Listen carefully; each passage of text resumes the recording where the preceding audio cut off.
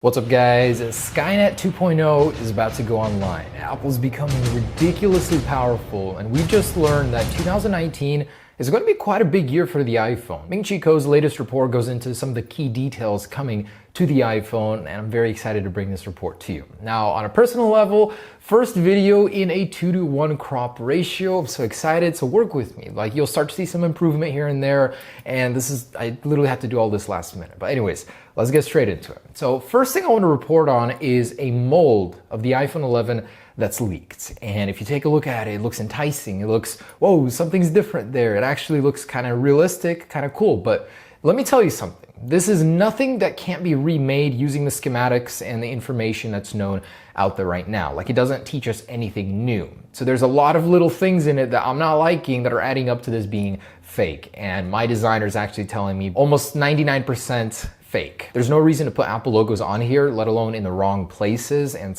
Leaks is saying that basically these would be used to create cases. And I don't believe that for a second. Anyways, this is most likely fake. There are too many discrepancies with, the real deal and other schematics and leaks that we've seen. The lens itself is kind of small, which I'm not liking, and the mic on the camera is too far right and too small based on the other schematics we've seen from leaks. Now, if this were real, and I'd like to believe that, but it's just not true, then what would it teach us? Basically, the notch will remain exactly the same in size. The lens will not be as large as we originally thought, which could be a good thing, but I kind of got used to that large lens. A bigger lens means better quality, so I honestly do want that. Okay, and we've got some really great news before going into Ming-Chi Kuo's report regarding the new iPhone SE 2, dubbed the iPhone XE. Now, this is coming from Taiwanese-based Economic Daily News, and they're saying that Apple is indeed working on an iPhone SE successor, and it will be called the iPhone XE. So I do like that. I think that works very well. And honestly,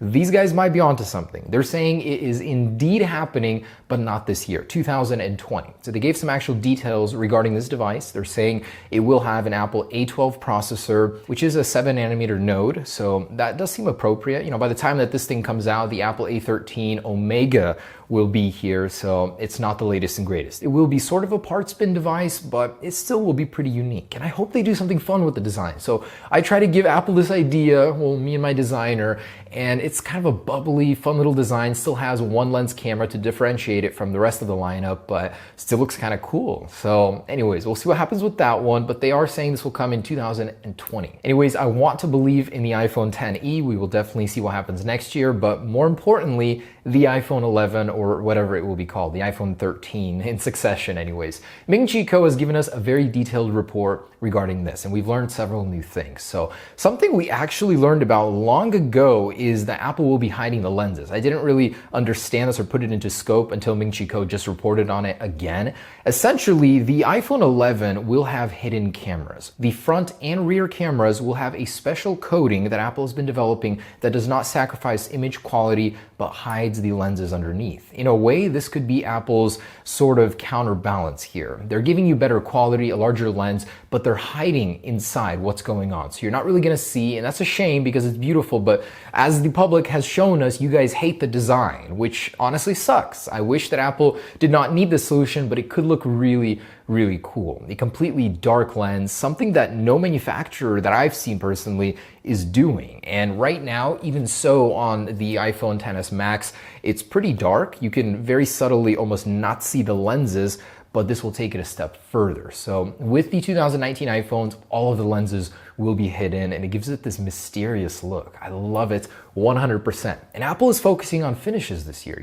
More importantly, since they're not changing the design drastically, the iPad Pro-like design that we've been rendering up wishfully is just that, wishful thinking. Apple is not doing that, so they're sticking with that rounded design, which is a shame, but 2020 iPhone is probably a good idea to hold off for because it's gonna have that new design, 5G, just all those big advancements. We'll get into that later. But right now, for this year, they're gonna keep the same rounded edges, but the finishes will be different. Frosted coatings, so you're gonna pick up the iPhone and it'll feel different. It'll feel frosted. The camera lens will be coated in that black coating, like same design, but completely alien feeling. And I like that. So that's very smart on Apple's end. Throw in a couple new colors there, and they've got a winning formula. Okay, and Ming-Chi Kuo has given us some very specific details regarding the cameras on the 2019 iPhones. So he says the megapixel count will be an even 12 across the board. So the rear megapixel count is not increasing. Max Weinbach said it might be 16 to 18 megapixels. I'm thinking that Apple might delay that for the 2020 iPhones to make it an even bigger launch. So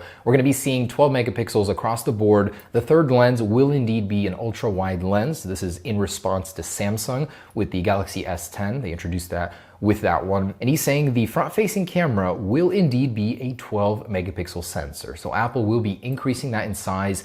And here's a theory of mine. So since the megapixel count is growing, the sensor has to grow itself, and the lens itself will be growing. There's some major reworking happening in the lenses. So Apple is going from a 4 lens element setup to a 5 lens element setup on the front, and accordingly, they have to increase the size. Now, when you increase the size, it's more of a moot point on the front of your iPhone. It just doesn't look good. So that's why they're applying that black coating to hide all of their mysterious changes, but still will be delivering better quality to you. You guys won't see it, but it'll be there. So I kind of like that. An even 12 across the board. The quality will be going up. The picture size won't be this year, but I like it. I mean, sound changes all around. And Ming-Chi Kuo is confirming that the 5.8 inch and 6.5 inch models for 2019 will have that triple lens setup. The iPhone 11R, I'm calling it tentatively, will remain with a dual lens setup. And not remain, it's getting a dual lens setup. So that's a good choice on Apple's end. It's still a budget end model. It'll be differentiated from the premium organic LED display models,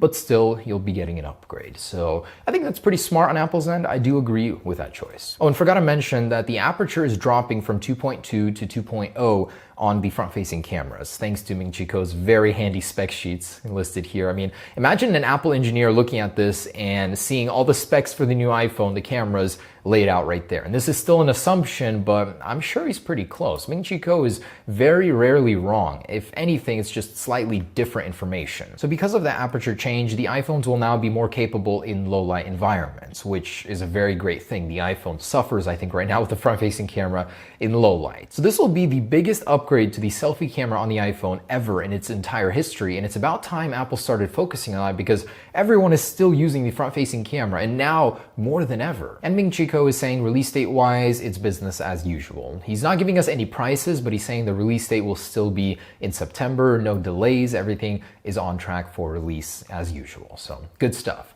Now I'm going to tie this in with a theory I have, and we heard earlier that Apple might be dropping support on iOS 13 for every device past the iPhone 7. So 6S and below not supported anymore, including the SE. So all of these small 4-inch displays automatically not supported. The 6S, which is a very capable phone, I don't think the support should drop for that, will be dropped. But again, that's a rumor, and here's my thinking. As unfortunate as this sounds, it could be a very smart move on Apple's end in the sense that Apple will only be focusing on the most powerful iPhones now. You know, from this point forward, their iOS software will not be catering to the smaller, weaker phones, which I don't like. I think there should be a legacy firmware for those devices to keep them supported and then focus on the more important players here. But it could mean improvements in performance across the board for all devices, theoretically. We'll see what happens. Okay, and I wanted to cut out a moment of this video to talk about Samsung Fold. So why don't I have it? What's going on there? First off, I want to say, Samsung, you did me dirty. I am very, very upset, and I don't think I'll ever forget that you guys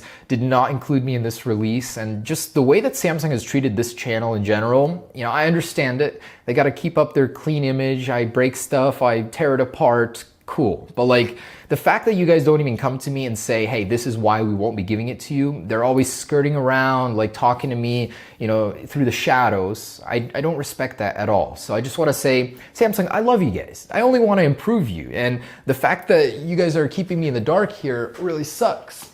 So I'm doing my processor board for you guys as well. And that's it right there. So, no focus. I actually locked the focus on my S1 because I don't trust it. There are too many problems with that. So we got the first Galaxy S all the way to the S10, and then I got to get the pre-S right here. I just want to make the complete board here, and I'm sure there's so much I'm missing out. Exynos, Snapdragon, I'll get there. Point is, Samsung, I want to improve you guys as a company. And I guess Samsung really doesn't like criticism. Apple doesn't like it, but Samsung in particular. So anyways, I want to work with you guys. If you guys want to work with me, my arms are open and I will cater to some of your requests, but you will not stifle my voice. And I think that's kind of what a lot of these companies are looking at me. Is like, I'm basically not paid by anyone. What you guys are hearing is honest truth. Anyways, about what happened with that device, there are a slew of issues. It's not only the plastic film, it's actually the hinges. It's also the internal structure itself. It's really crammed, as we've seen, incredibly complex inside. I honestly cannot wait to get my hands on this device. And as unfortunate as it is, Samsung learns time and time again that when you rush technology to the markets, and they didn't rush this one, I think. It's been like 7-8 years that they've been working on it. It just doesn't work. So I'm just puzzled. How did all that laboratory testing not catch this? How is it that people that get these units for review are the ones to find the problems? Anyways, the release in the US markets is still happening on the 26th. In Asian markets, it's been delayed. And we'll talk more on that when I get it.